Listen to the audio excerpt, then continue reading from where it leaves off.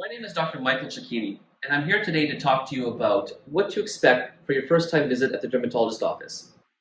At this point in time, you may or may not already know your diagnosis of hidradenitis. However, regardless of this, it's important for us physicians to better characterize your condition so that we can tailor a management plan that is best suited for you. Upon arriving at the office, you'll be checked in by our administrative staff. Remember that during the COVID-19 pandemic, it is very important to protect your safety and your health, as well as that of others. So please wear your mask and practice social distancing. In the waiting room, you may be asked to wait some time before seeing the physician. You'll then be brought to the exam room where, depending on the sites of hidradenitis, you may be asked to change into a gown. We do this to help you maintain some level of privacy during the interview with the physician, as well as the physical exam. If you're being examined by a male physician and the area that is involved is sensitive, there will be a female chaperone that will accompany the male physician. Now, what do we do during an interview? Well, I'll start by asking you why you're here.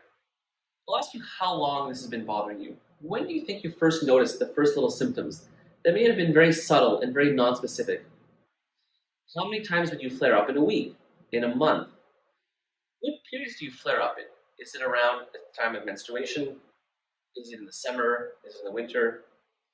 What areas are the most affected? What happens during a flare? What other symptoms do you get during a flare? Do you get a headache? Do you get muscle pain or bone pain or a fever? Do you get fatigue? Do you have joint pain? When you have your flare, is there drainage? Is there pain? These are types of questions that help me better characterize your flares. I'll also ask you, what medications, what you've done already to help your condition? What has worked? What has not worked? Do you have any idea of things you'd like to try?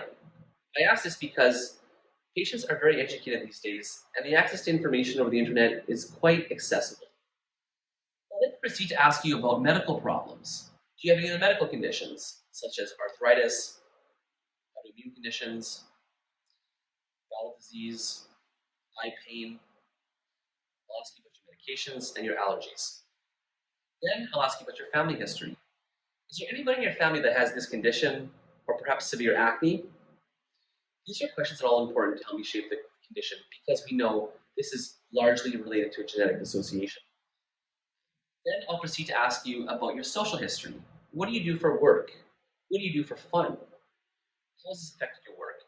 How has this affected your personal life and your intimate life? This is all very important because not only do I need to treat the condition, I need to treat you as a human being. And I know that this goes beyond the skin, it goes beyond the pain and the drainage, but it also affects relationships, it affects our ability to work, and it affects our ability to play and have fun. So these are questions that are essential in an interview.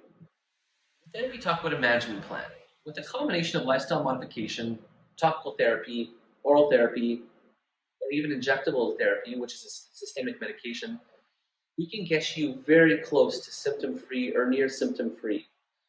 We know that this is a chronic condition or a chronic disease, meaning that it is not curable.